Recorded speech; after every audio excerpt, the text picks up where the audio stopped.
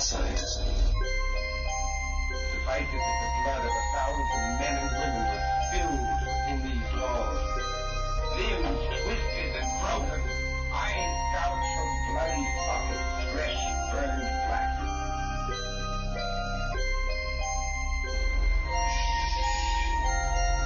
Please. You wait for death. In death, there are no accidents, no coincidences, no mishaps, and no escapes.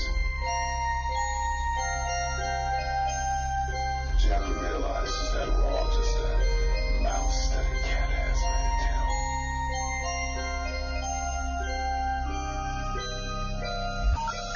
The number you have reached, 911, has been changed to a non-published number. What's up, guys? Hello. Welcome back to World of the Unexplained. If you're listening to our broadcast tonight, you're listening to us on our new network, Planet Paranormal Radio. Not Paranormal Planet. I know, man. I get that confused all the Yeah. time. PlanetParanormal.com. Check it out. We're no longer with OmniSound. I'm not going to discuss why. Yeah, We're just going to leave it at that. Yeah. But that's that. Neither here nor there. Right. So anyway, Uh, tonight we've got Robert Damon Schneck. He's the author of, and I hope I'm pronouncing his name right. He'll tell me later. I yeah, guess. that's true. But he's the author of The President's Vampire.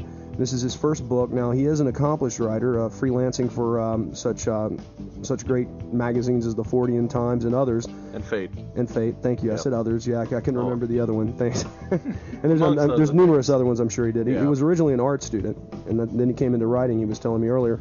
Huh. But let's go ahead and bring Robert on, and we'll talk a little bit about this book. We've got a new live call-in number, too, guys, and we'll give that to you later on during the show.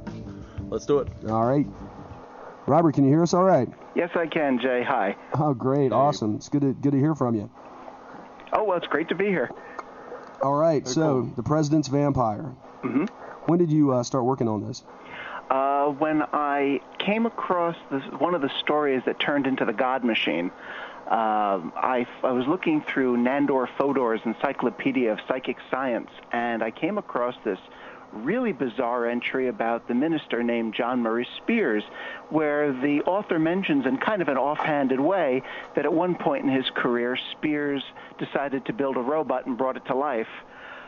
This stuck in my mind for a good year or two, and then I started to dig into the story, went through all the, contacted historical societies, dug up all the books, collected everything I could find to find out whether or not this ever really happened, because anyone who's ever done research into paranormal stories or paranormal sounding stories has had the experience where you found this amazing story and you dig and it turns out that it never happened.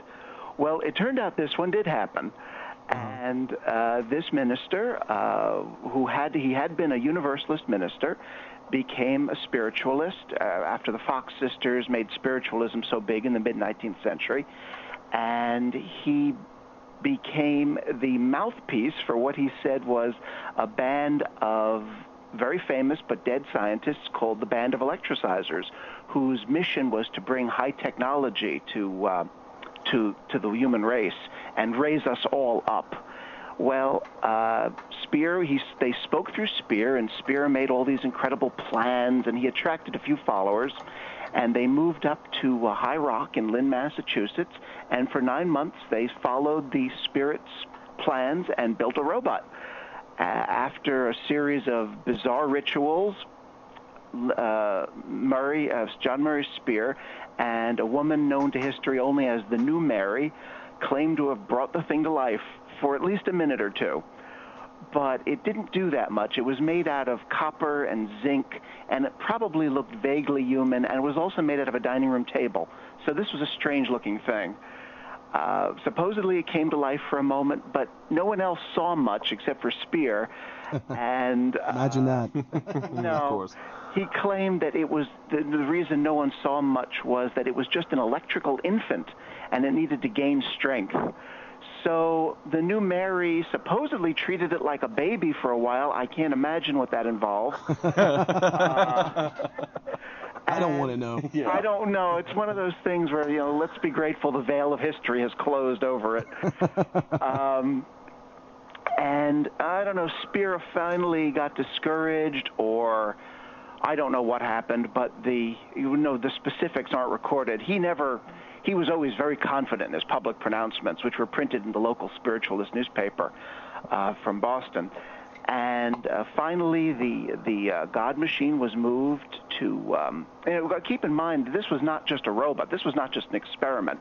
This was what he called the physical savior. This was going to be the Messiah that was going to raise up all of humanity. So this was no little project. But, like I said, the results weren't so great. As one of his critics said, it didn't give off enough power. It was supposed to be a source of infinite power, but it didn't give off enough power to turn a coffee grinder. So it was taken up to Randolph, New York, put in a shed, and according to Spear, a group of local farmers showed up one night. They were enraged, and they smashed the thing to pieces, and that was the last that was ever heard of it. But according to the local historian at Randolph, New York, who I contacted, who dug through every newspaper of the period, she couldn't find any reference to it. And my own theory is that Spear was embarrassed about the whole thing, and maybe he dug a hole and dropped the God machine in, or dropped it in a lake or something like that, because that's the last that was ever heard of it. And Spear didn't. He spent the rest of his life doing reform and preaching free love, and he was my kind of guy. Yeah, he was quite an interesting man. He didn't turn out to be the John the Baptist he thought he was going to be. But none of us do. No, I think he had a good time though. I'm the Han Solo of Christianity. If you haven't heard yet, that's my nickname. That was the story that grabbed me. And after I wrote it and it appeared in the Fortean Times, I said, well, let's see. I love American history, and I love bizarre stories. So why don't I try to do a few more stories like this, and maybe I can turn it into a book? And I did. Well, let me ask you. There's so much research that goes into this entire book, and I've got a few of my own favorites in there, and I know Trent has a few of his. Mm-hmm. But I've just got a question that's been burning on my mind since I've read your book, and I've seen all the in-depth, painstaking research that you go to dig some of this stuff up. And the question is this, and you may have been familiar with it and you may not be, but do you remember years ago, I think this started in the 1980s, one of the, I think it might have started in some Christian propaganda magazine to be exact, but you guys know what I'm talking about, the Siberian Sounds of Hell. Oh, yeah. Are you familiar with that, Robert? Yeah, I've heard that. I've heard it on Art Bell. I've heard the sounds of what's supposed to be the screams. I don't put a lot of weight on it. Someone's hole, right? Yeah. Yeah, they're digging a hole to the. It was supposedly in Siberia, and I've researched it. I've researched it, in, myself, and I just cannot find anything at all that seems to link it up to being true. I mean, the veracity of the entire piece is questionable, and I'm just wondering if you'd ever looked into it just by chance. I never looked into the story because I'm pretty much sticking to American stories. Okay. I have looked. I did one Canadian story about an entire town that faked a haunting, but wow. Yeah, it was a strange story. There was this. The ASPR, the American Society for Psychical Research, was getting all these letters from a judge up in Canada, in a little city called Windsor, Nova Scotia, not the big Windsor, Ontario. Right. And this judge he claimed that there was object movement, barrels would roll down the street and change direction. He had heard ghost voices, knocks. He saw a headless spirit. Oh my God! And I mean, this man was a judge, local judge, and he also got these signed letters from all these other townspeople saying yes, all these bizarre things were happening.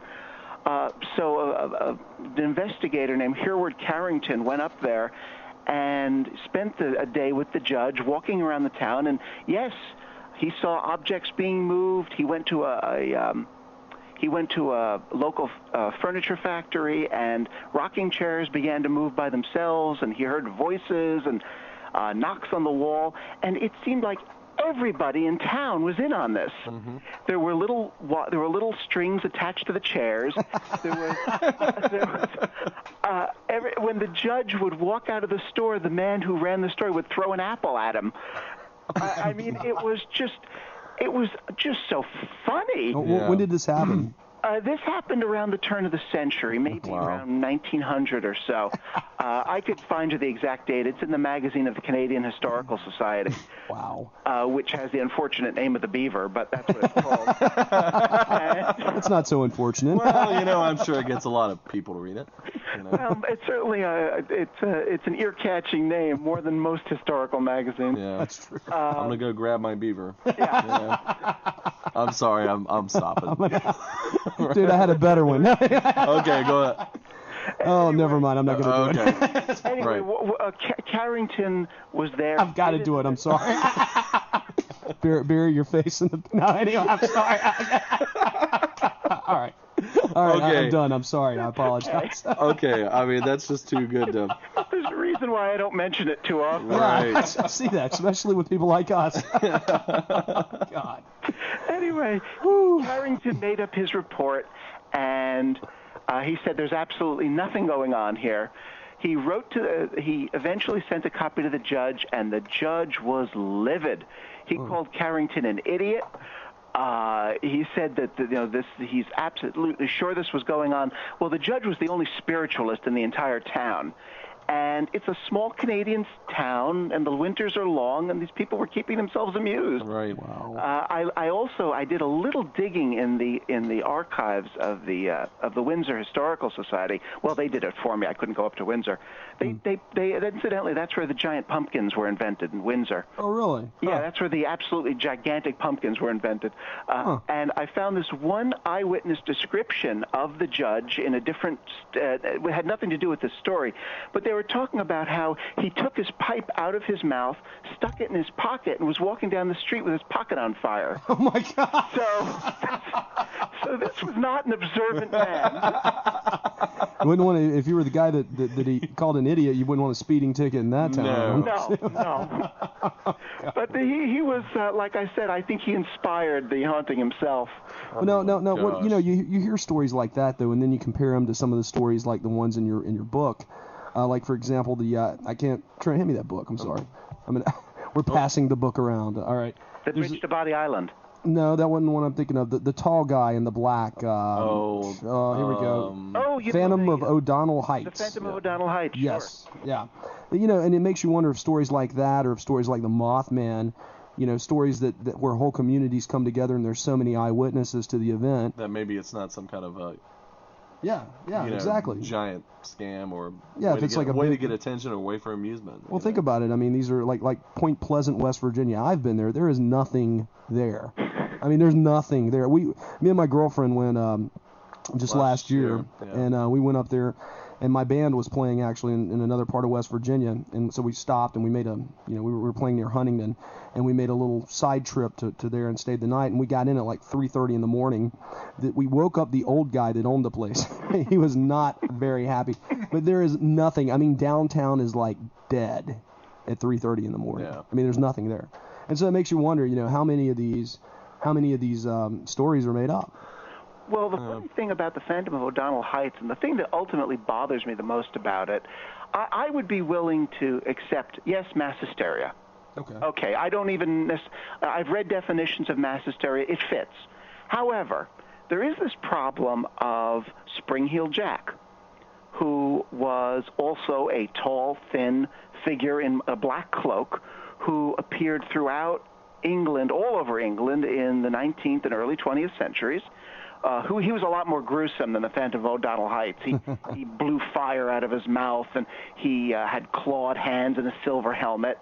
And let's say that was strange, and that somehow the Phantom of O'Donnell Heights had something to do with it.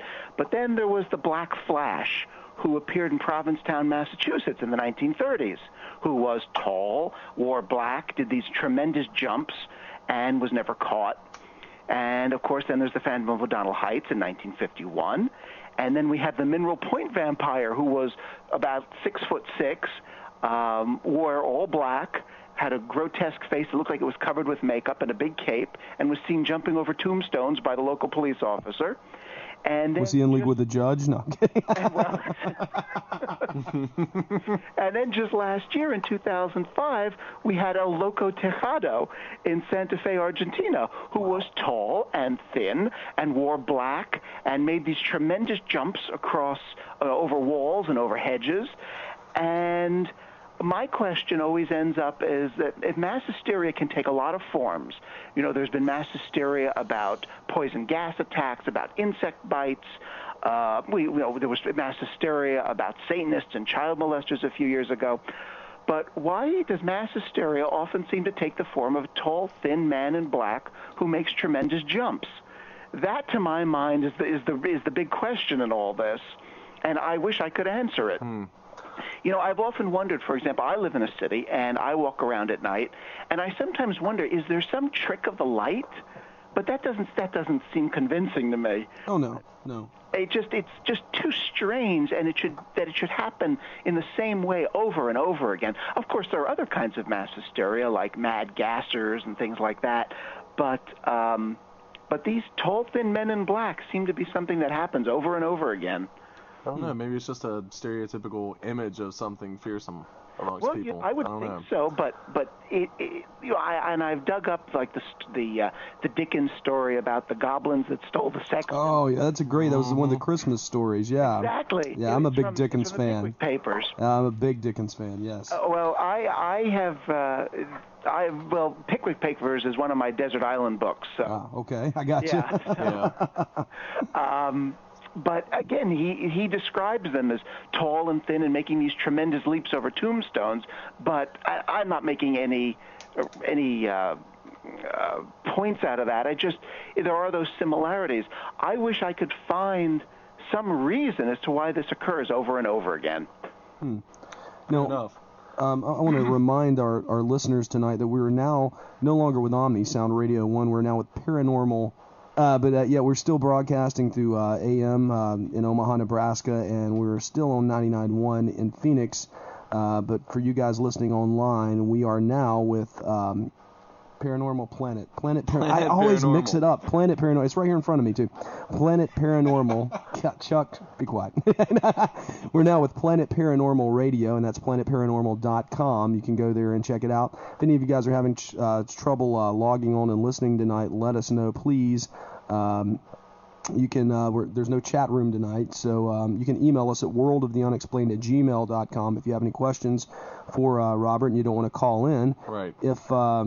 If you would like to, there is a small group in the OmniSound chat room. I just got a email to that. Care to join us? Well, we may. The number here locally, we've got another 800 number set up. It's 1-877-SCARE-YOU-2. That's 877. You like that? Yeah. SCARE-YOU-2. And that's not been switched out yet. It should be switched out by 9, but Eastern. But right now, the local number 336-996-1596 works, and you can check us out there. So anyway, sorry about that long list. Trent, do you have a question for Robert? That was right off the cuff, huh? Yeah, it sure was. I do want to talk about Body Island later, though. That was. Yeah, I love that story. One of my favorites is dear old Pedro. Oh yeah. Yeah. Let's talk about Pedro. Sure. Well, he was discovered accidentally by at least the story that ended up in Stranger Than Science, and the one that most everyone remembers is two prospectors in 1932 were blasting up in the mountains outside of Casper, Wyoming, and they were doing something called gophering, where you put shallow holes in the ground and you blow up dynamite inside them to look for veins of minerals. And while they were doing this, they blasted off some stones that had sealed shut this tiny little cave. One of them crawled into the cave, and inside on a stone shelf, they found a tiny little mummy that, well, I say mummy, I say a little mummified figure. He wasn't wrapped in bandages or anything like that. But he was just 7 inches tall, seated, and he looked like a tiny little old man. He was sitting cross-legged, more or less straight up, and he was just such a strange little thing that they took him with them, took him down to Casper. Doctor looked at him. They tried to sell him to the Wyoming Historical Society, but it was 1932, and it was the worst year of the Depression, so the society didn't have a lot of money to spend on mummies. Also, they never seemed to remember where exactly the cave was, which is a little bit of a red flag, considering that the sale of the mummy depended on that. Anyway, one of them, it seems that one of them took, it became the property of one of them. However that turned out, no one knows how he ended up with it. But it changed owners. It appeared in sideshows. Supposedly people saw it at county fairs. Pedro was moved around. There are people who've said that they saw him at county fairs. He ended up being owned by a drugstore owner in Matisse, Wyoming. And finally, a man who owned a used car lot and sold insurance named Ivan Goodman got Pedro. Oh. And Goodman was a bit of a P.T. Barnum, a local P.T. Barnum. He loved publicity, and he made Pedro apparently part of his advertising. I don't know about that. I'd like to find out about that. And he had a special glass container built for him, so he kept him in his office. And he somehow got either a radio station interested or some scientists interested in looking at Pedro, because he went off to New York City, and he had him examined by Dr. Harry Shapiro at the Museum of Natural History. Dr. Shapiro had an interest in the relationship between nutrition and height, so that probably explains why he was willing to look into this. I mean, it was a sideshow attraction. I bet. And Ivan Goodman was either a really good salesman, or he got this radio station, Sunoco 3-star theater, to pay for the trips. I don't know.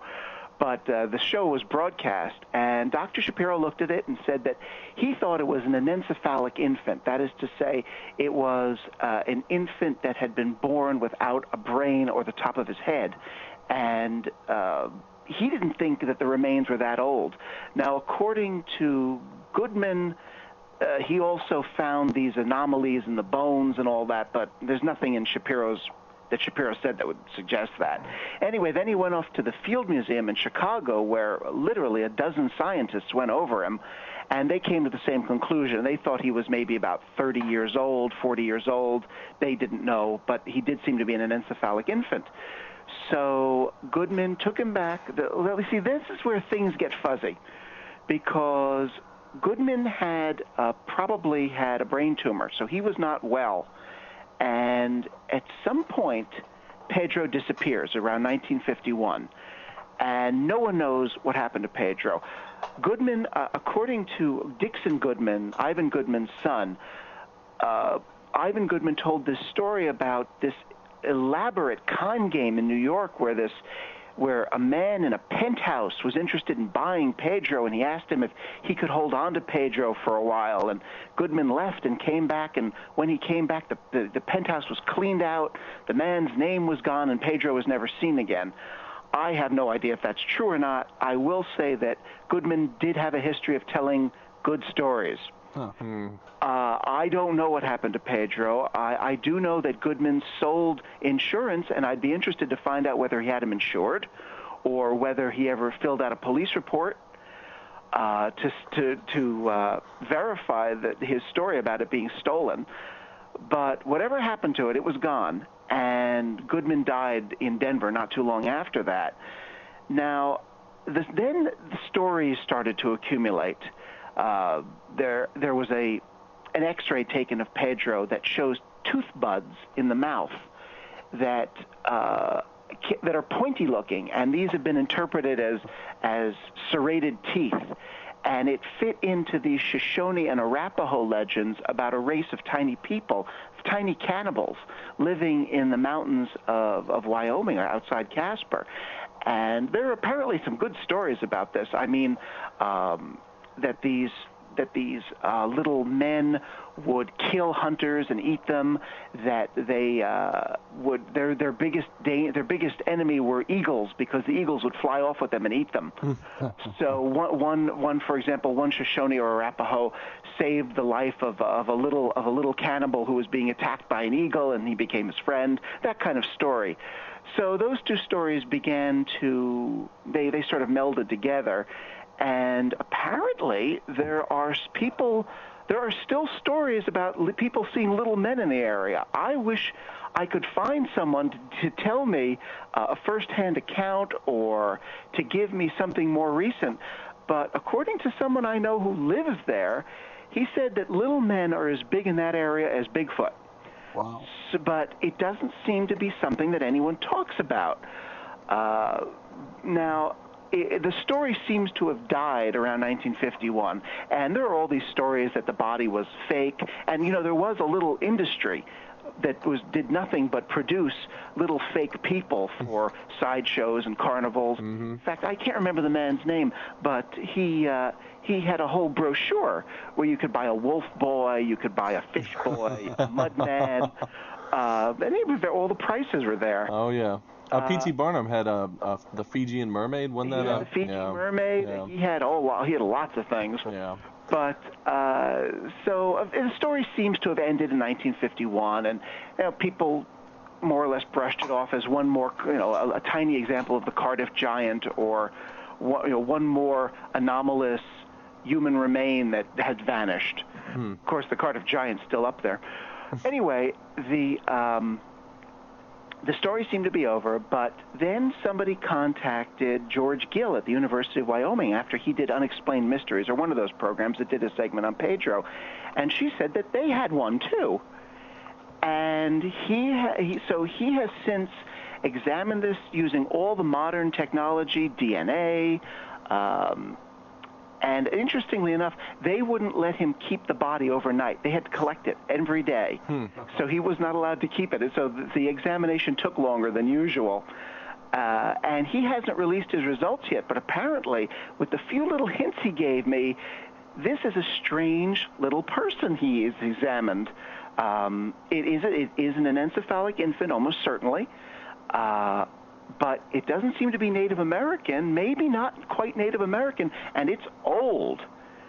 Now, I don't want to start rumors or anything, because he's going to be releasing proper information when he's ready. But it does seem to be a mystery. There is a mystery here, and we have to wait for him to really get the details. You don't think there's a connection between, it may be a very, very big one, but the research that they found on the island of Flores out there in Southeast Asia, I want to say Indonesia, where they actually dug up the remains of these, what they call hobbits, or very short people. Sure, Homo floresiensis. Right. So, well, that I'm sure you've been keeping up with it. Now they're saying, no, that's not it. They're claiming that these were actually microcephalics. It's a remain of a microcephalic. But we'll just have to wait. They've got to wait for the scientists to finish yelling about it for a few more years, or for them to find some more remains that verify it, or also provide more evidence that these are an actual species. One odd thing, though, there was stories about little men like the ones from the Arapaho and the Shoshone appear all over the world. Mm-hmm. In fact, there's one, I think it's in Sri Lanka, stories of a race called the Nitewo, or I don't know how to pronounce Sri Lankan. Trent? No. So the odd thing about this story is that when the local hunters finally had enough of these things attacking them, they drove them into a cave and they piled up brush in front of it, set it on fire, and destroyed them all. And the strange thing is the Shoshone and the Arapaho tell an almost identical story in Wyoming about how they finally had enough of these little men and they drove them into a dry canyon and set the grass on fire, and that destroyed almost all of them. So there is that odd coincidence. That is very strange. Yeah. I don't know. Well, we're gonna have to take a short break here. I'm sorry. We'll be right back on World of the Unexplained in about 4.5 minutes, guys. Stick around. And we're back to World of the Unexplained. Robert Schneck. Am I pronouncing that right, Robert? Yes, you are. Okay, good. Okay. Shoot, I don't know. I want to talk about. I really want to talk about Body Island, but I can wait because we'll talk about the other case first. And can I have the book again? I don't. I'm sorry, Robert. I don't remember the names of any of these things. There's so many wonderful stories in here, but it's the one about the guy. I think it's called Bribing Death. Bribing the Dead. Randford Rogers. You know what? I wanted One of those scenes is hilarious. After I read that, I was like, and then I read that you had said someone had produced a play about it or something like that. Yes. I was like, man, I would love to have that play ran out here. I think it would be just excellent. I mean, the story is there. You can make a movie about that. Well, I mean, it was a play. It was a play in the 18th century, in the 18th century. That play has been lost, but in the 1970s, someone wrote an opera about it. Huh? Really? Yeah, Randford Rogers, a reverberating opera. Wow. Yeah, I haven't heard it, but I did write to the guy who wrote it, but he never responded. I'm not sure he's alive. No, he might not be. That sucks too when you're trying to track. I mean, we have the same problems here because we'll read a book that we think's really cool and we look at the date and we're like, I don't know if he's still alive. Like that guy from the Bermuda Triangle. Sound promising. Yeah. Let's check around and then we'll call.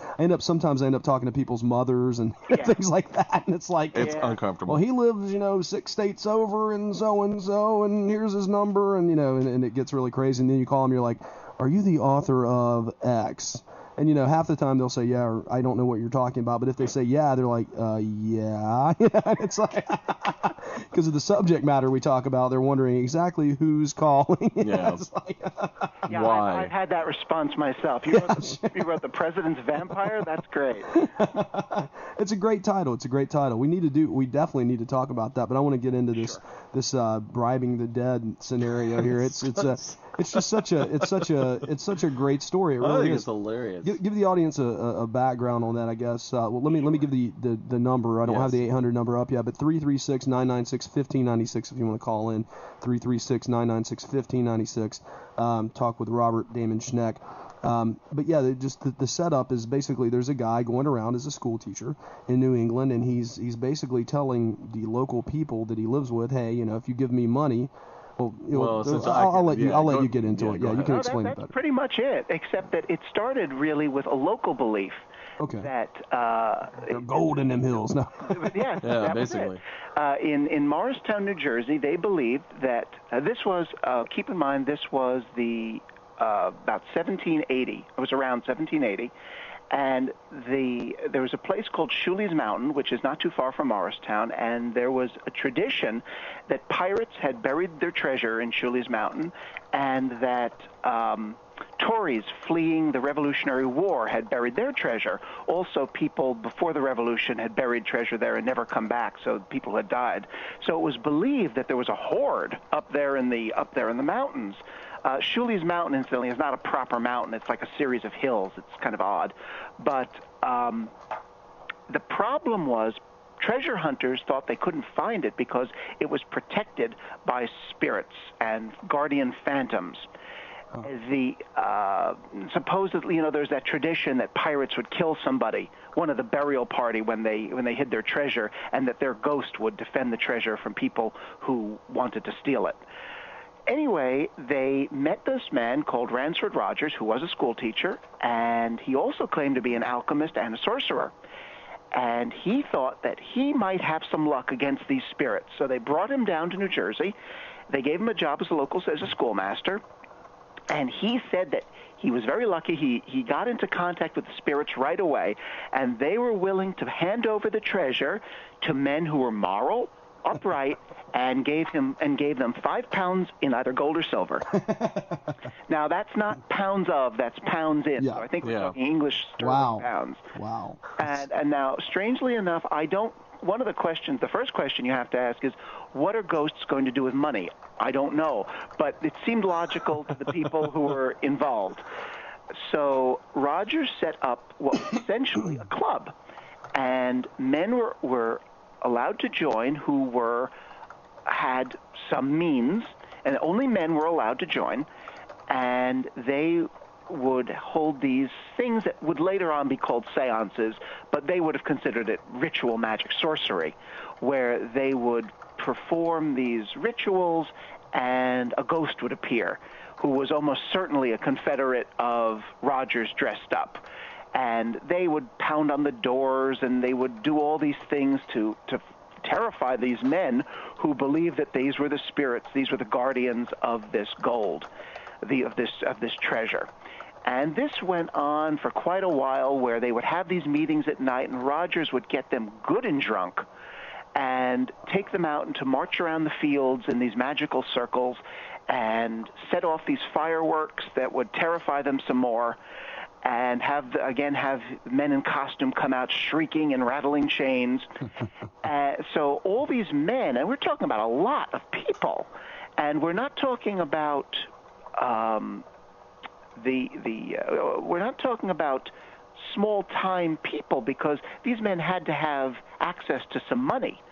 And they were selling property, they were taking out loans, they were going to get this money together for the ghosts. And they would have these ceremonies where they would drop it off by stumps and the ghosts would carry it away. And this went on for quite a while. So finally, one day, Rogers announced, after almost all the money had been collected, that it was time for them to get their treasure. So another ritual was held, and the ghosts came out, and they were furious. They were terrifying, because they announced that the men had not been true, and therefore no one was getting any money. End of discussion. Now, you'd think that Rogers would have ended up hanging from a tree, but it didn't work that way. In fact, no one even seemed to blame him. So he set up another club. Only in this club, he wanted more religious men and older men who weren't going to argue with him. So he set up another club, and the same thing happened, where he had the rituals, and he had the men get very drunk, so drunk they could hardly find their way home. Good moral men. Oh, and certainly. the wives were starting to get nervous. There was a deal about the pills, right? Yeah, and they had right. Eventually, right. Rogers, as part of the I don't even know what you'd call it, as part of the con job, he burned some bones, and he chopped. Oh, the pills. Right. Yes, the pills. I forgot about that. Sorry. These were older religious men, and that one of the questions Rogers had was how to get them really drunk, because when they were drunk, they were a lot more cooperative. Mm-hmm. No joke. And more believing too. Exactly. It raised their ideals. So he gave them these pills at the beginning of the session and told them that in order to prevent these pills from hurting them, they had to drink and drink and drink. So by the time they were finished, there was no danger of these pills hurting them. The downfall came for Rogers when he came up with this idea about handing out these packs of powdered bone that were supposedly the bones of the pirates that were killed to guard the treasure, and he handed out these little packets of paper to each of the members, and one of their wives was going through their coat one night and came across this packet. She thought it was witchcraft. The local minister wouldn't even touch the thing, and that started the problems of one of the things Rogers would do is he would dress up as a ghost and go visit the men at night. Yeah, the what about him dressing up drunk and going to visit? Yeah, smelling of fermented apples. You know? Yeah. We're having all kinds of. Boo, I'm a ghost. Yes, he had a lot to drink that night, so he was not being quite as cautious as he would have normally been. So he went to one of the men's windows, and he rapped on it, and the man came, and they spoke about the project and when the gold was coming and all that. But his wife was eavesdropping, and she said, after the ghost left, she said, "How many ghosts do you see who are drunk and have silver buckles on their shoes?" Mm-hmm. So the next morning they followed the trail. It led to some horse tracks, and eventually it led to Rogers. He was arrested, and he escaped, and then there was talk about a trial, but the fact is that some of the most respectable and important men in town were involved in this club, and Rogers was probably allowed to escape. Yes, He vanished. No one knows what happened to all the gold. The club had a treasurer named Benoni Hathaway, who was a Revolutionary War hero, and he got stuck with all the bills, and that ruined him. So it seemed like that was the end of the story, except that 10 years later, Rogers pops up in Pennsylvania doing the exact same thing, only he's got more helpers this time, and he seems to have worked out a kind of a franchise, so that these clubs were being set up in different counties, and it was the same thing where the men would give gold, and the ghost would give them buried treasure. Only they added something this time, and that the men had to buy these incredibly expensive chemicals as part of the rituals. So that involved a local doctor named Dr. Dady, and when the whole thing broke and Dr. Dady was sent to prison and there was a big scandal, Rogers seems to have sneaked away once again with his wife, and no one knows what ultimately happened to him, although he does seem to have written a pamphlet about what he did to show other people what happens when you're greedy. I don't know, just everything about that story. I still want to do a play about it. Yeah, I think seriously.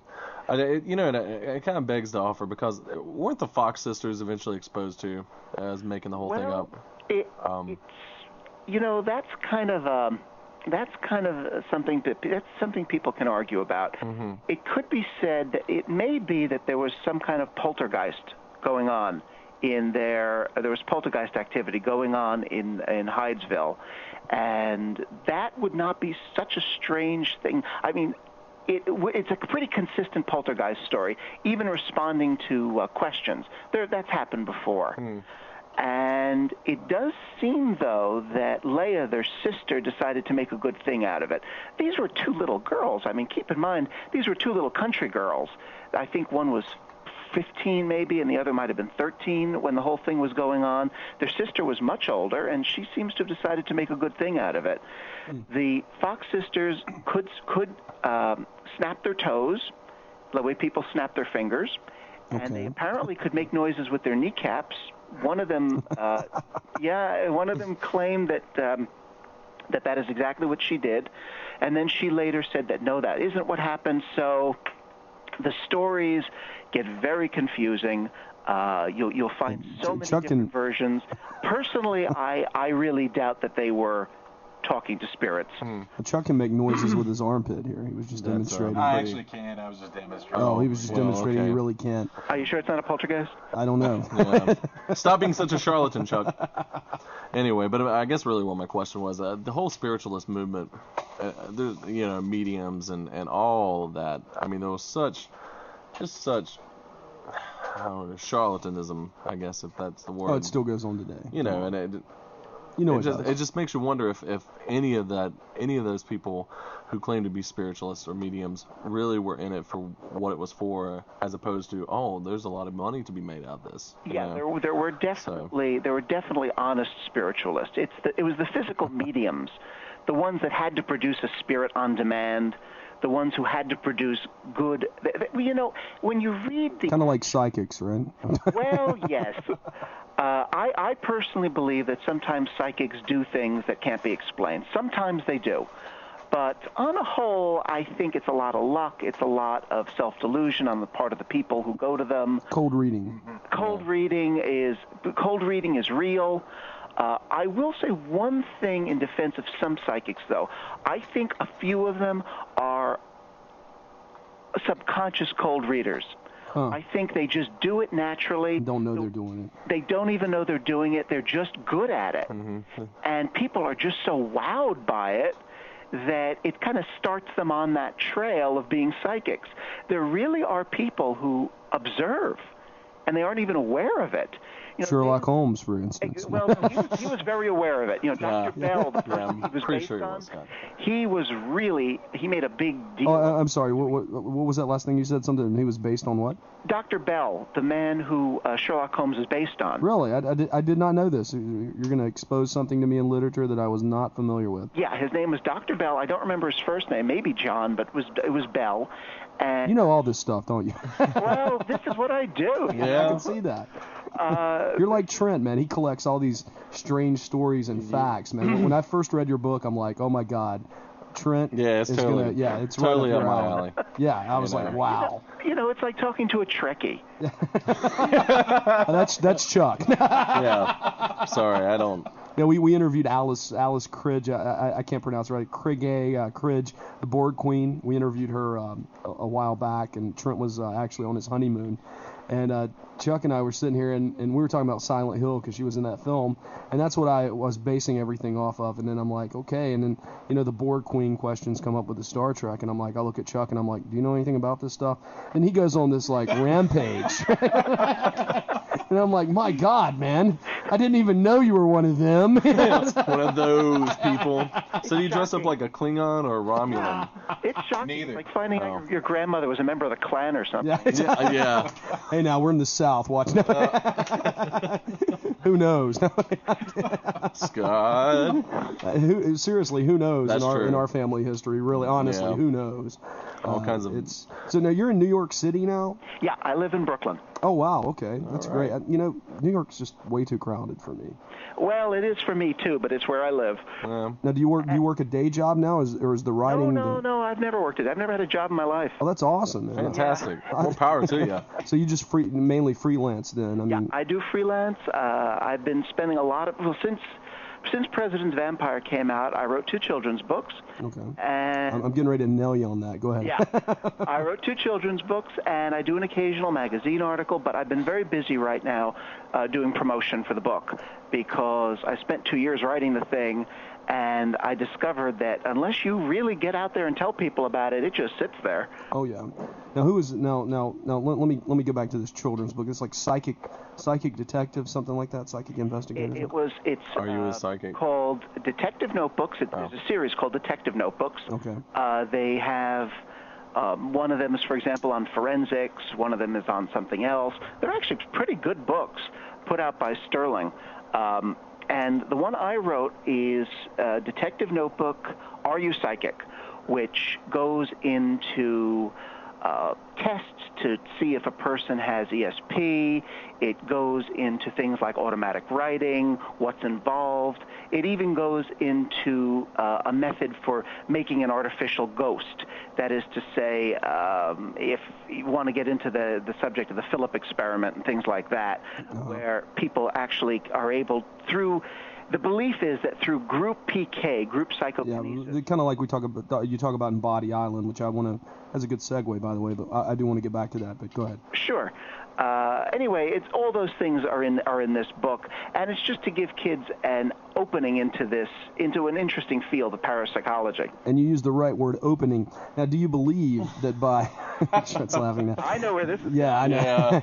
Do you believe that by allowing these children to experiment with automatic writing and things like this, they're not opening themselves up to entities that some parents probably wouldn't appreciate? Demons. Yeah, well, I'm sure that some parents would not appreciate this book. I'm sure they wouldn't. But they wouldn't appreciate any of my books. Well, I appreciate some of your books, obviously this one, but I don't think that this is something that you should put in the hands of a child. I mean, isn't the giving a child something like to play with automatic writing, isn't that almost like giving them a Ouija board and saying go have fun at the graveyard? Well, I also give instructions on how to make a Ouija board. Oh, that's great. Yeah. And then you write a story called Body Island, and you're like, hey, watch out. Yeah. Here you go, Johnny. See, I believe that almost everything that happens with a Ouija board and with automatic writing comes from a person's subconscious mind, and that in those rare instances where something seemingly paranormal happens, that it is probably a result of ESP, and that there's no spirits involved. It's unnecessary to involve spirits to explain the things that happen with automatic writing and with Ouija boards. Again, in those rare cases when something paranormal seems to happen, there are a few examples of possibly someone getting a message that would have had to come from someone who was dead, but even that is so unlikely that I don't think it's really much of a danger. I think you're in a lot more danger if you go skiing or alligator wrestling. But you're willing to take that chance. Yes, I am. To sell a book. I really don't think it's a danger. I really think that what's involved at the most bizarre level, I think there might be some ESP happening, and that's about it. Well, I think you may have solved the school's dilemma for corporal punishment. Instead of timeout, we can send Johnny to play with the Ouija board. Well, we'd get some interesting results.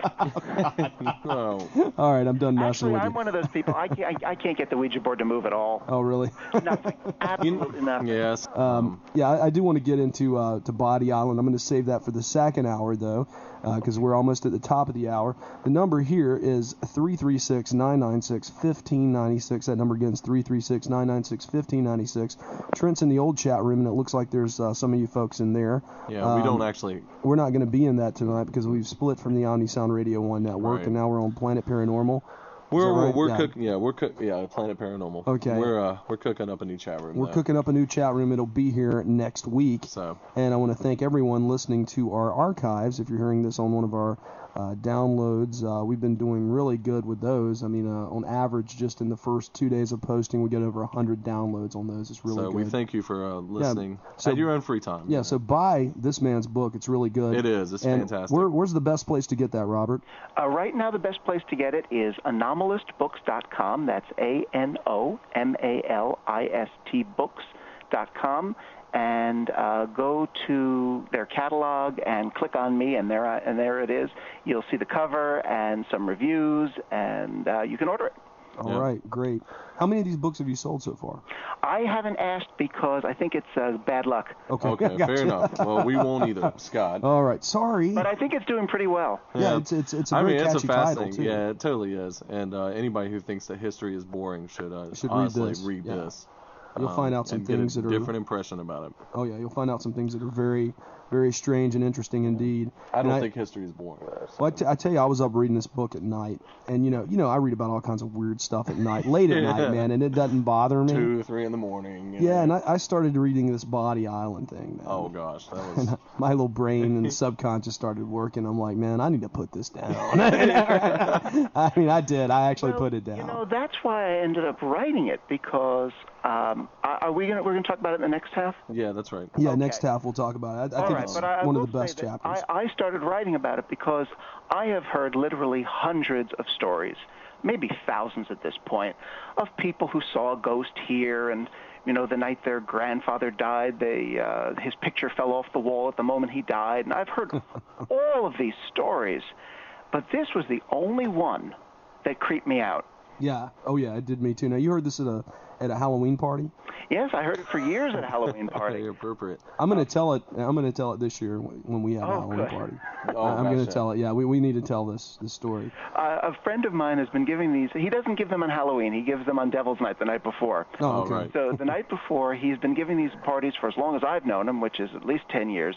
Wow. And at one point in the party, we all sit down and everyone tells a story. A real story. Oh, okay. Gotcha. Something that really happened to them or really happened to someone they know or is close to real anyway.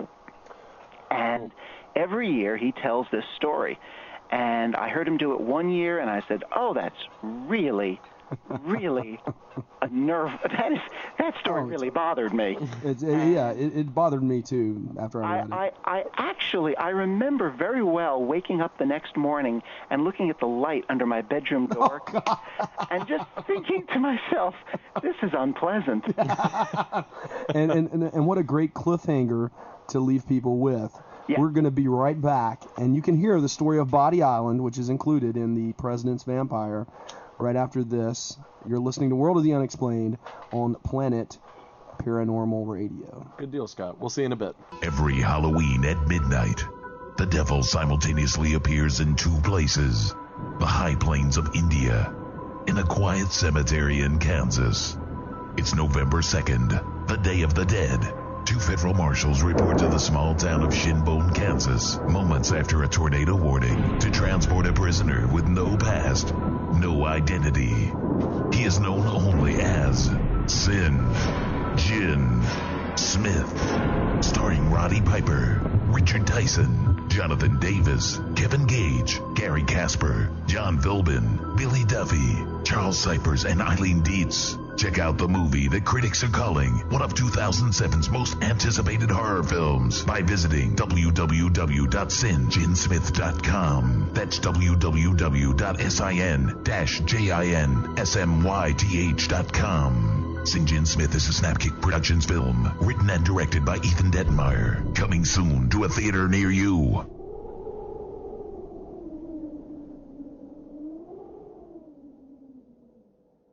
And we're back, World of the Unexplained, with Robert Damon Schneck, author of The President's Vampire. And we're going to talk about the story that we've been hinting about. at. Yeah, hinting at.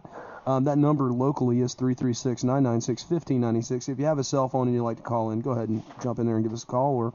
Or I would say call. You can try the 800 number. I don't know if it works. Chuck, try the 800 number, see if it works. Chuck's going to try the 800 number, and we'll let you know. Anyway, we're with Robert Damon Schneck, and we're going to talk about the Body Island story that's in the last chapter of the book. It is a very creepy story. Why don't you give us some background on that, Robert? Well, I spoke about how I first heard it, right? Yeah, at the Halloween party of your friend. Right. Well, like I said, it resonated with me. And I said, okay, this is really strange. I have to find out what actually took place, because I know my friend well enough to know that he tells the story for effect, and I wanted to know what actually happened. He told me himself later on that the way he's been telling it for years, he added things. It changes over time because it's a good story. Oh, yeah. And so I asked him, I sat him down, and I said, write out for me what actually happened. What happened when? What's the sequence of events? And so he finally did write out for me that the story that appears in the book. Let me interrupt you a second, Robert. Sure. The 800 number does work now, and that number is 1-877. This is a toll-free call. You're not charged for it. 877-SCARE-U2. That's 877-722-7382. I'm sorry? Button 4. Oh, press button 4, apparently. It'll guide you through a menu, but because we've got two shows on there. But 877-722-7382 or 877-SCARE-U2. All right, Robert, go ahead. I'm sorry. Okay, sure. Anyway, he finally wrote out for me the authentic history of the bridge to what I ended up calling the bridge to Body Island. And he tells the story, which I guess I should relate and at least give the quick version of it. And it simply goes like this. They're in Wisconsin, in Sun Prairie, which is the city that gave us Georgia O'Keeffe. These three college students, one of them had just dropped out, but these three college students were friends, and one of them had received an old Ouija board that a friend of his had found in the attic, and they began experimenting. My friend, who I will call Eli, he was always interested in the paranormal. He has done things like ghost hunt. Wisconsin has a big history of ghosts and monsters and things like that. And he has visited cemeteries where ghosts were supposed to appear at certain times. He's done a lot of those things. He's worked with psychics. He has done some parapsychology. Nothing ever happens when he's around. He's just one of those people. Nothing. I mean, I have at least when I'm in the room, I've seen things that might have been psychic. Nothing happens with him. Anyway, he decided to do some experiments with this Ouija board. His girlfriend was there, and a mutual friend was there. And they wanted to see if they could come up with something from the Ouija board that none of them could have known, something that couldn't have come from their subconscious minds, something that actually was evidence of ESP. So they began fooling with the Ouija board. No results, no results, no results. Finally, his girlfriend and their friend, whose name is John in the story, her name is Catherine, working together, they were able to get results with the Ouija board. Now, have their names been changed to protect the innocent? Exactly. Okay. So those have they were able to get results, and they started to get these messages, and they were your usual kind of spirit messages from the Ouija board, sort of new agey stuff about, love and higher vibrations and evolving to a higher plane. This kind of stuff that usually comes out of Ouija boards. And they were communicating with about a dozen different so-called spirits. After a while, this began to... Eli got bored with this. He really found this dull. Catherine loved it. But he wanted, like I said, some evidence of something that they could check. None of that ever came about, although they did perform some experiments that suggested maybe there was a little something psychic going on. For example, he would ask them a question. He would write down the answer on a pad, and they might get an answer from the Ouija board that was a little bit in the ballpark. For example, if he would ask a question that could be answered with a number, they would give a number answer. And when he asked a question that would be answered with a word, they would give a word answer. I mean, not very impressive stuff, but a little something, maybe. We've got a caller, Robert. Let me bring him on. Sure, in. yeah. You're on Word of the Unexplained. Hey. What's up, Laura? It's Laura. I know. I recognize your voice. Your call-in line works. I know. Yeah, we just tested it actually. Yeah. Did you test it too? Yeah, I've been working on it. Just wanted to let everybody know that now you can call in. All right. Well, thanks. Appreciate it. Thanks, Laura. Right. Not a problem. Bye. Bye. All right. Well, listeners, our call-in line works. Yeah, it works now. It has been confirmed. Go ahead. All right. So anyway, they were getting some little results, and they were in communication with all these spirits. And one thing that kept happening, though, was they were getting these references to something that the spirits were scared of. And Eli, who loves scary stuff, decided to pursue that. And he wanted to know what these spirits were talking about. Who was this person, creature that they were so frightened of, these spirits were so frightened of? So they asked, and the spirits wouldn't tell them. And eventually, so Eli decided, well, we're going to boycott the board. We're not going to talk to you anymore unless you tell us who this is that you don't want to talk about, because he really got interested in this. So all of the spirits vanished except one that called itself the spirit of the board. And it told them this very strange story over a long period of time, because it only dropped bits and pieces of the story, and Catherine was frightened, and she didn't want to participate at all. Eventually, they kind of browbeat her into it, and they got this story. Catherine had a history of strange encounters. Odd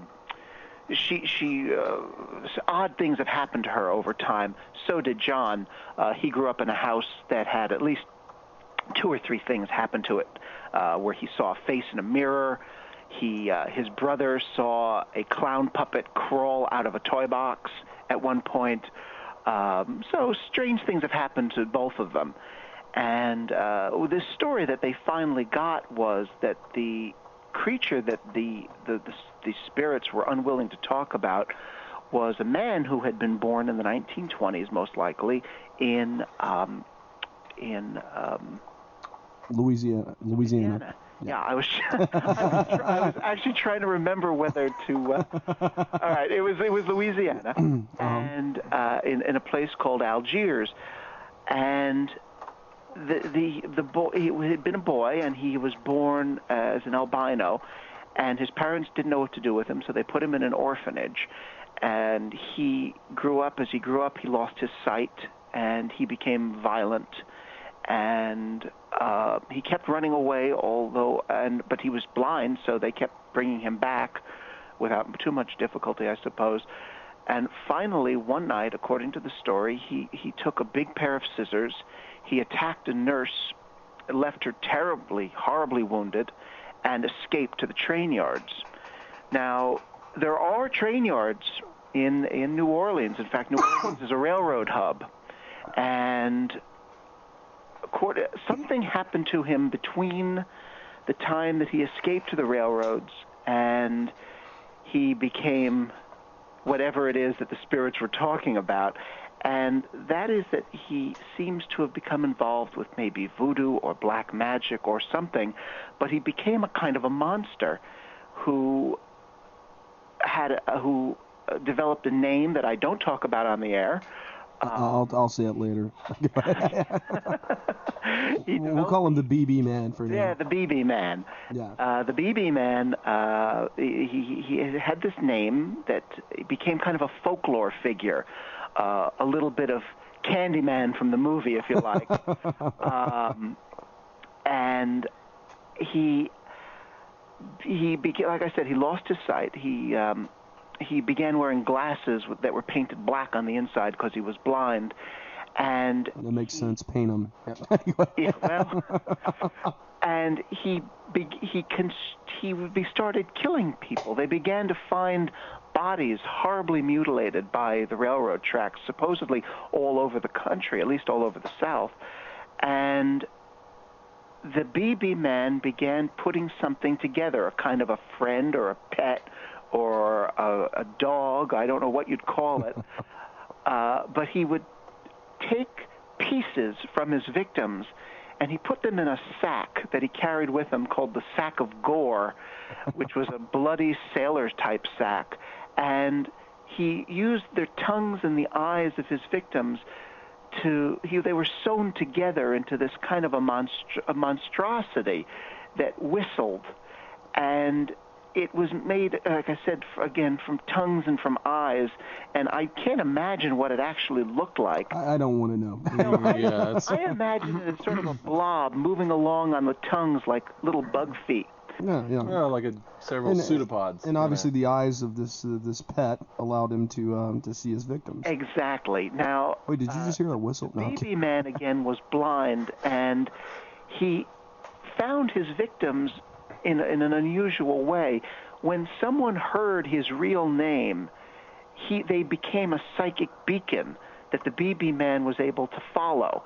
He had some psychic powers, so as long as you thought of his name, he was aware of you. And as long as he was aware of you, he would begin to head towards you. Now, in order for a blind monster to find you, he might be able to find your general location, but he was blind. So the monster that he created would let out a whistle to call him to the area where the victim actually was. Oh. So the spirit of the board told Eli and John and Catherine that he was aware of them. The BB Man was aware of them, and he was moving towards them now. And the spirit of the board didn't want to talk about it anymore. And, well, that did it for Catherine. She was done. Yeah. The board even gave them a formula for getting the BB Man to find them faster. That's great. Yeah, there's something useful. And like I said, she was done. She would have no more to do with it. She didn't like scary things to begin with. John was willing to keep going, and Eli wanted to keep going. But without her, they couldn't get any results from the Ouija board. Those two working together, just nothing happened. So that did it. That was the end of their seances, and they thought that was the end of the story. Only no. Then odd things began to happen. Catherine began to have bad dreams, and she would begin to wake up during the night, and the same thing was apparently happening to John. Nothing bothered Eli. I know him. He could sleep through an avalanche. And so he was fine. But these two were starting to get a little frayed around the edges. And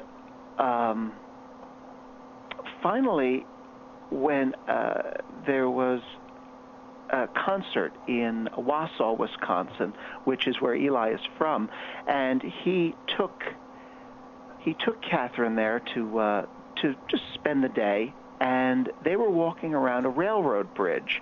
And this railroad bridge in Wausau is connected to something that is officially called Barker Stewart Island, after a lumber mill that used to be on it.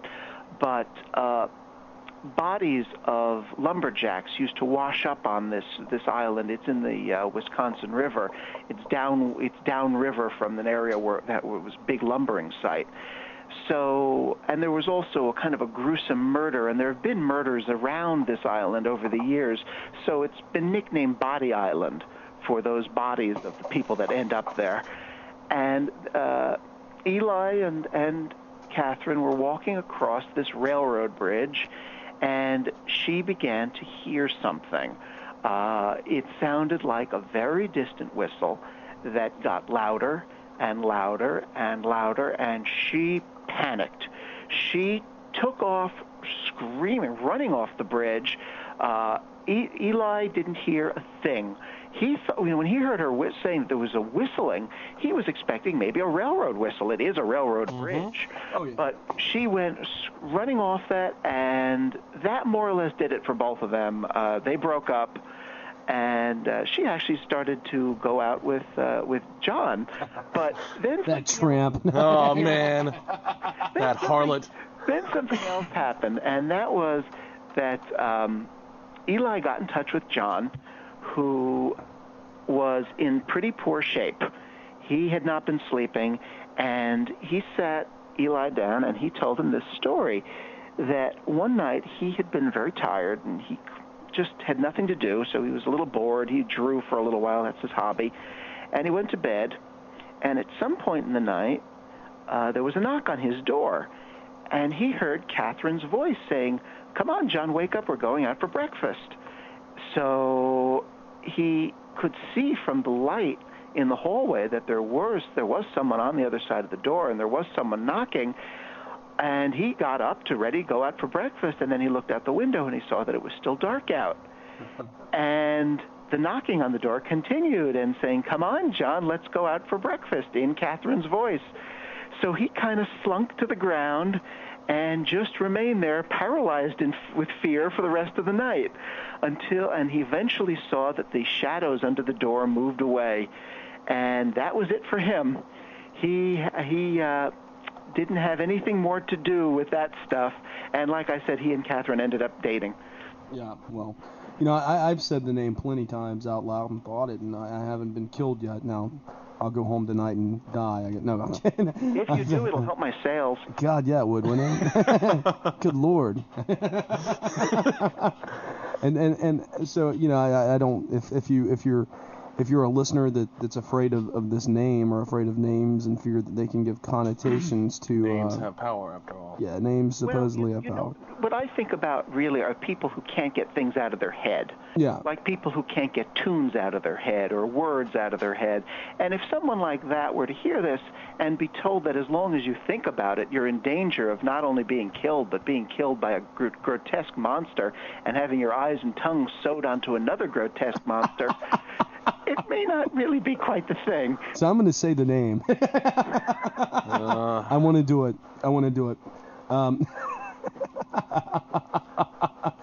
Should I do it, guys? Well, jump if you feel froggy, Scott. I'm feeling froggy. All right, I'm going to say the name. So if you're listening now, turn the volume all the way down, count to 5, and then turn it back up. Give him a second. All right, I'm going to give you a second here. Start now. The Bye-Bye Man. That's the name. That is the name. That is the name. So, those of you that are squeamish, and you even warn people in the book if these things generally frighten you. Let me see the book again, guys. Yeah. Let me read exactly what Robert wrote in here. Let me find it here. I'm looking. Oh, come on. I never can find anything when I want to. Now you've got some normal explanations of how you think this phenomenon may have actually been accomplished that are not really very paranormal in nature, but are pretty natural and pretty scientific. Here we go. Here's the. Let me read this real quick. This story is different from all the others in the book. First, the source is a close friend. Second, this might sound dramatic. Readers who are genuinely frightened by the paranormal or troubled by obsessive thoughts should consider skipping this chapter. Yeah, and it's a fair caveat. Yeah, now, I think so. Now go ahead and give us some of the ideas that we'd mentioned one before about like a group a group think tank kind of thing, and you even make an example of one of the ghosts of some society. If you could tell us a little bit about that, I thought that was very interesting. Now, this does involve something paranormal. It involves psychical phenomena. In 1972, the Toronto Society for Psychical Research did an experiment where they were interested in looking at seance phenomena, traditional seance phenomena, and they wanted to see if they could produce it without a medium and in full light. So they came up, and they also they weren't convinced that spirits had anything to do with the phenomena that was reported at seances. So what they did was they created their own spirit. They came up with a character. They named him Philip. They gave him a history, a kind of a romantic, legendary history, the kind that's associated traditionally with ghosts, about a tragic romance. And they involved genuine historical facts and what they made up and things that they knew were wrong, so that it was very clear that this was an artifact. This was something they created. And they spent about a year trying to just, these were patient people. They would just sit in a circle and meditate and try to make him appear. That didn't get results. But some English parapsychologists had been doing these experiments where they discovered that if they created a playful atmosphere and used the traditional seance approach of a table and people sitting around it, that they were able to get response. They were able to get phenomena, including things like raps and the table movement, levitation, and they decided that they weren't getting very far with Philip the way they were doing it, so they began to do this more traditional seance approach. They sat around a table. They spoke to Philip. They said, Philip, how is your wife? How is your girlfriend? How are your horses? They would ask him questions. They would sing silly songs. They would do all these things. They would eat candy, keeping the atmosphere light and conversational and fun. And then Philip began to respond. They would ask questions, and Philip would rap out answers. The table began to move in ways that don't seem to be explained in the normal way of, that produces table tipping. In fact, they claim to have gotten actual table levitation once or twice. There were vague hints of possible spirit voices. Now, you can always say that maybe somebody was snapping their toes to produce the raps. All those things are possible, but the society, these were not publicity hounds. They made zero money from it. There doesn't seem to have been any agenda, but they were getting these results, if indeed these were paranormal results. And their belief was that as a group, they created group PK, they created group psychokinesis, a kind of a group mind, and it was producing these phenomena. And when Philip would answer a question, he would always answer a question that that someone in the group knew the answer to. It was something, and when, for example, let's say you would ask Philip, what color is your horse, Philip? It would be what the group had decided ahead of time. And Philip didn't know anything that they didn't know. There was one possible time that he might have, but even then, they're pretty sure it came from the subconscious of one of the members. So it seems to be something that other people have tried and gotten the same results. A few people have gotten really scared doing it. In fact, after I spoke about the Philip experiment on another show, I got an email from somebody who said, we tried this back in college and it scared us so badly we would never go near it again. Wow. So that's one of the reasons why people who do want to experiment with something like Philip are told to pick a very pleasant character. Really. Don't pick the BB man. Right. And there are two reasons for that. First of all, if you begin to get phenomena, you don't want it to be frightening. You want this to be something that you can go into again and again. And also, if you come up with a frightening character, that might inhibit you from wanting anything to actually happen. That's true. So there are a few cautions. For example, you only do these phenomena in a certain spot when the members of the group are present. That way, it doesn't leak out into other parts of the house. It doesn't leak out into other parts of people's lives. And it only happens when a group is together. So that's a way of sort of corralling anything that might be going on. And there was never an idea among the group that Philip was real. No one ever suggested that Philip was a real spirit or that he had ever been a real person. He was always a creation of the group and never anything else.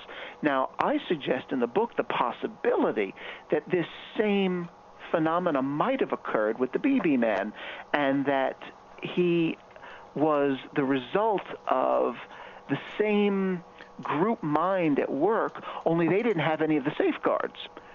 So that the phenomena, which was ragged and didn't occur regularly the way Philip's did, frightened the people who took part. That's just a possibility. I mean, it's also just as possible that Catherine had a touch of tinnitus and heard a whistling in her ear, and that John had a very, very vivid dream, because people have extraordinarily vivid dreams in which they think aliens do terrible things to them. Oh yeah, especially in that in-between point between being truly asleep and being partially awake. Exactly. We're going to have to take a short break, our last break of the night.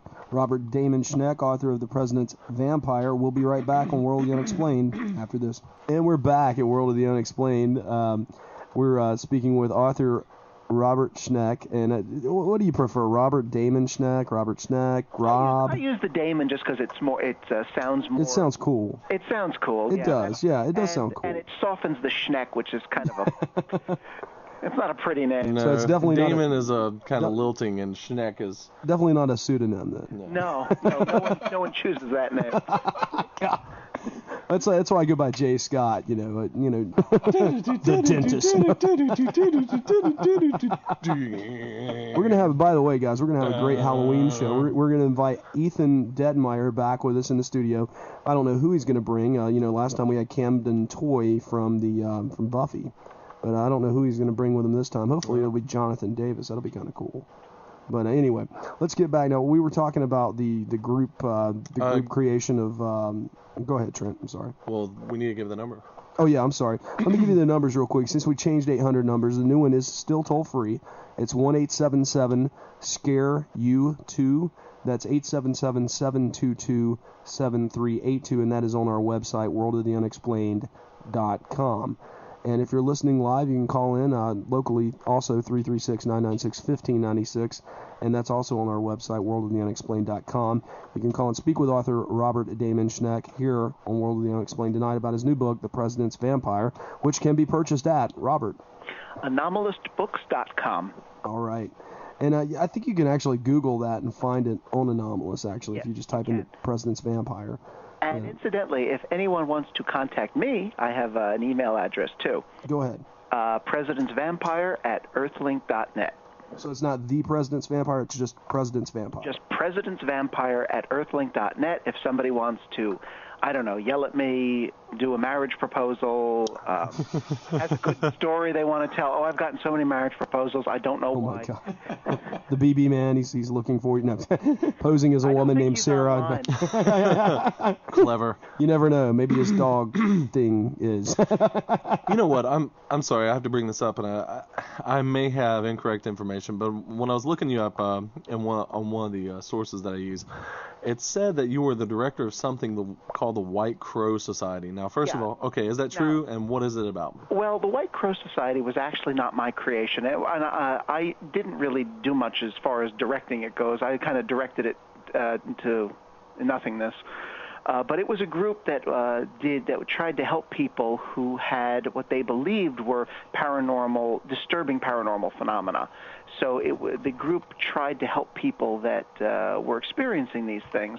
And the few investigations that I was involved in, I do think there was, in one case, something actually paranormal was happening, but that it could have been taken care of if a person had better sleep habits. A lot of these things could be taken care of if people just use some common sense. Oh, yeah. I think most of the stuff that people contacted us about were were disturbing dreams, things like that. But it's more or less moribund now, and there are so many people doing it now, I don't really feel the need to keep it up. And besides, I really much prefer dealing with historical societies and archives and documents of people who are dead for a long time. I lack people skills. It's okay. It's okay. At least people still want to marry you. That's true. That's true. God. So what's next? What's next for you, Robert? Well, I've got a few projects. One of them is just a very simple thing. I love these books that people have been putting out, like the Weird New Jersey kind of books. Oh, yeah. And I would like to do a simple collection of stories, something where I've got two projects in mind, actually. There's that, and I've been collecting stories from truck drivers, bizarre truck driver stories, and my gosh, there are a lot of them. You're right about that. I talk to a lot of truckers, believe it or not. And it just never stops. So if anybody's a truck driver or something out there and they have a story to tell, please contact me at presidentsvampire@earthlink.net. Well, we've got a mutual friend that's a truck driver. We know somebody who's a truck driver. And his name's Terry. I've actually went out with him for 3 weeks. What was it, about 3 years ago? 4 years ago? Probably 4 years about ago. 4 years ago, I went out on the road with him for 3 weeks because I wanted to see, I wanted to experience it. Yeah, firsthand experience of what it was like to ride in a truck. Mm-hmm. And it sucked, but I decided short story. Yeah, because I thought, this is a pretty cool life. You're kind of a vagabond. You're out there on your own. It seems romantic. Oh, yeah. They write country western songs about it. Oh, totally. It sucks, man. I mean, you're taking showers in these little, you pay $5 and take a shower at the truck stop. You eat all this, like, one of the places we went to was, like, called the Iron Skillet. And the reason they call it that, I believe now, is because you have to have an iron stomach to eat it without it coming out very shortly thereafter. But it was a heck of an experience, and it's one I'll always remember. And he's got some, we got some good stories just from that trip. But I'm sure he's seen. I've got a good story from that. I don't think I've ever told this on the air before. Let me tell this story. We actually, you remember the movie? Did you ever see the movie? What was it called, guys? Candy Cane, the truck driver. Oh yeah, the. What was that? Rhode. No, it wasn't Road Trip. That's a comedy. That's Euro Trip. That's another comedy. Oh gosh, yeah, but it involves a CB and all that stuff. Yeah, the kids. It's a horror movie. The kids anyway, go ahead. Yeah, the kids get a CB in the horror film. They get a CB and they're running around. They're messing with people. Do you know what I'm talking about, Robert? I haven't seen that one. I'm a horror movie nut, and I haven't seen that one. Oh, come on now. This came out a few years ago. No, it's not derailed. No, anyway, regardless. Well, anyway, in the movie, there's this trucker, and they keep constantly they make up this female that they call Candy Cane that's supposed to be a female trucker. Mm-hmm. And so they start messing with this other trucker. And I can't remember what his name is, but they're like, well, this is Candy Cane here, and all this. And he's like, Candy Cane, is that you? And he's really, obviously mentally messed up and everything. And they don't know the guy, so they keep messing with him. And then all of a sudden he finds out they're playing a joke on him. And they find out he killed the guy in the hotel room next door and all this. And he's coming after them in this big truck. So they're riding around America in this car with a CB. And he keeps calling them at night. He'll come on and he'll be like, Candy Cane, Candy Cane, and stuff like that. I got something for you, Candy Cane. How about it? No, it'd say like, how about you, Candy Cane? How about you, Candy Cane? And it was just awful. So me and Terry, we're in West Virginia or somewhere. It's like 3 a.m. and we're messing around with the CB. And I'm like, hey man, let me try something. So I'm like, is that you, Candy Cane? Right? No, we're just, man, he does it too a little bit. And, we're just messing around. About an hour later, it's about an hour and a half later, it's like 4:30 in the morning. We're out in the middle of nowhere. And then over the CB, very faint, we hear, how about you, Candy Cane? Just like that. Dude, we both jumped a half a mile in the seat. And we both looked at each other and said, did you hear that? Oh, my God. Of course, you weren't laughing. No, we weren't laughing at the time. Then, but, oh, my God. You've got to see that film. I'll try to produce. If anybody knows that, call us here. 877-SCARE-U2. 877-722-7382. And I apologize. We haven't had any callers tonight. I'm really. Yeah. Well, that's okay. I hate it for you. It gives us more of a chance to talk. That's true. That's one project I've got, and but the other one is a little. The other one's more historical. That's more, I guess, what my signature would be, the kind of job I would do, where I'm looking into the influence of spirit beliefs on people's houses in the United States. So I've got some odd stories. I mean, I've got the Trapezium House in Virginia, which was built without right angles because the person who built it believed that evil spirits inhabit right angles. Wow. Yeah, it's still sitting there. It's in Petersburg. And I've got a spirit house that was built in Georgetown, New York in the mid-19th century. The man built it single-handedly, and he claimed to do it entirely under spirit control. So it took years and years because the spirits had to okay the placement of every single nail in this house. Yeah. Oh, and it's still sitting. It's still there. It's a weird-looking house. Yeah, Lovecraft actually mentions that a lot in his books about houses with irregular angles and how they sort of make this weird connection into the other world. You know, that's one of the things. That's one of the aspects of that story I want to look into because. Oh, we've got a caller, Robert. Okay, great. All right. What's your name? Where are you calling from? Hi, it's Phyllis from Chicago. Hey, Phyllis. Thanks for listening tonight. Hi. We've moved. Sure. The movie you guys are talking about is Wrong Turn. Wrong Turn? Is that it? Okay. Yeah, all right. Cool. That's the name of it. Yeah. Well, thanks, Phyllis. Fantastic. I'd help you out there. Yeah. Do you have any questions for? You have any questions for Robert? No, I'm just fascinated by the stories. Okay. And getting freaked out by the Ouija board stuff. But well, hey, why don't I send you a copy of his book? How would that be? Awesome. All right, email us at worldoftheunexplained@gmail.com. Email us with your address, and I'll send it to you. Okay, great. Thank you. Thanks for calling in tonight. Bye. Bye-bye. Bye-bye. All right. Wrong turn. I'm gonna give my press copy to her, man. Oh, that's great. But anyway, go ahead. What were you were talking about the houses with the weird angles? Well, this house in Georgetown, New York, is still standing, and it was apparently used for years for spiritualist meetings and lectures. But Brown eventually retired. His name was Timothy Brown, the medium. That was an example from what you might call the reformist period of spiritualism when it had just started, and it was very closely related to abolition and temperance and women's rights. That was the first part of spiritualism. But then you get into like the Winchester House out in California, which you might call like the decadent period of spiritualism, where people were getting spirit messages.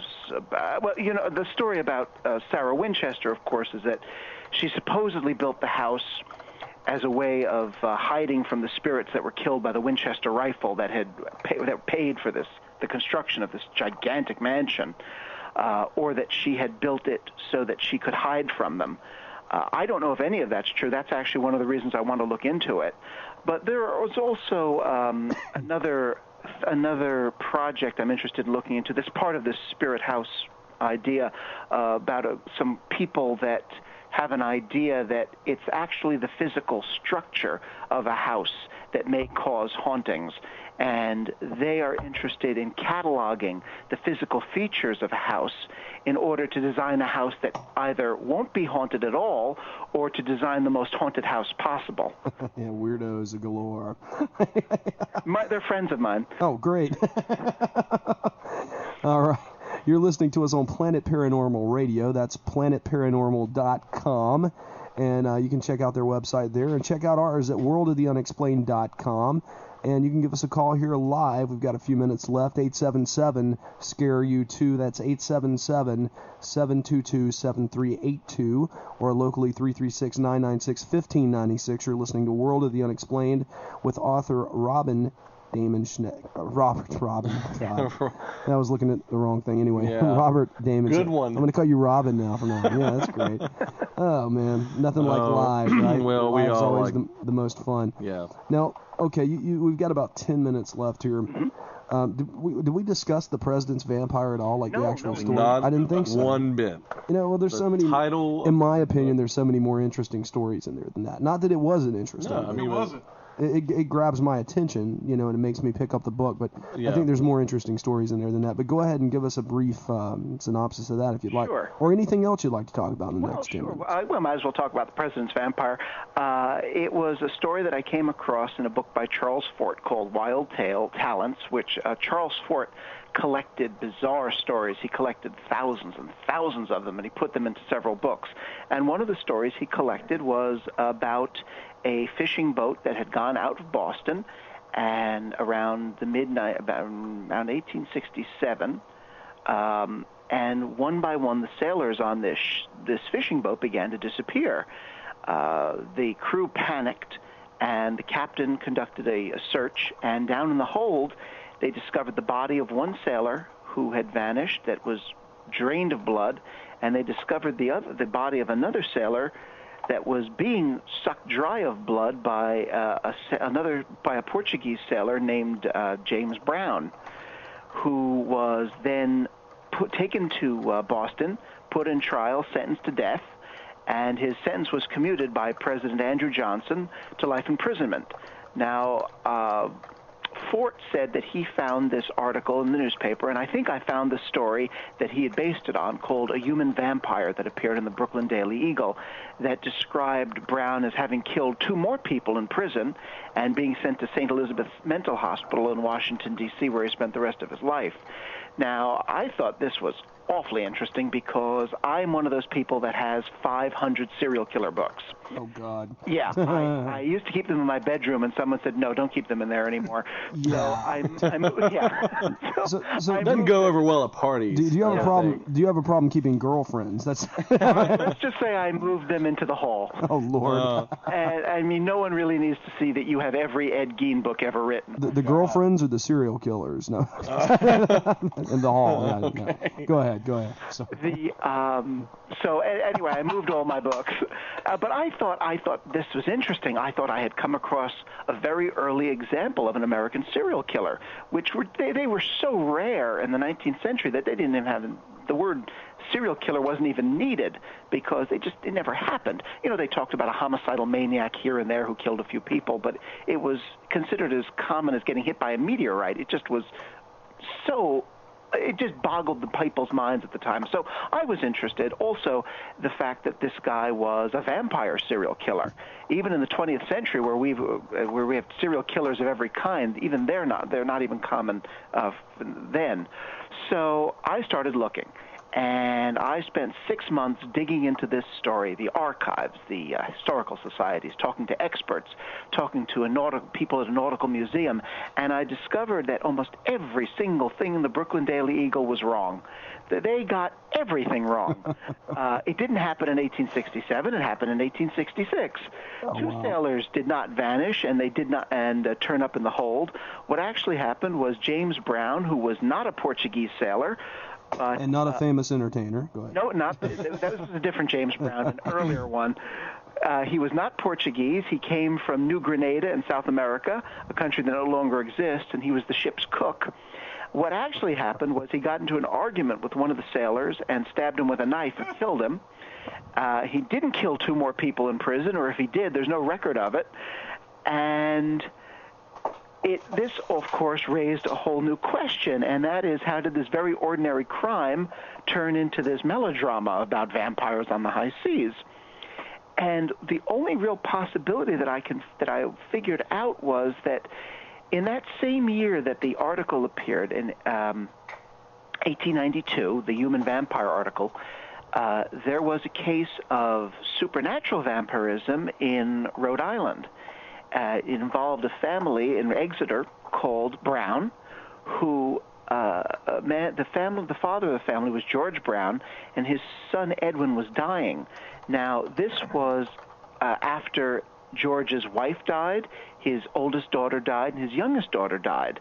And somebody apparently gave him the idea, or he came up with it himself, that one of these dead women was a vampire who was feeding off Edwin, and Edwin would soon die if they didn't do something about it. So the bodies were dug up, and the first 2, the mother and the oldest daughter, they seemed to be decomposed enough not to worry about.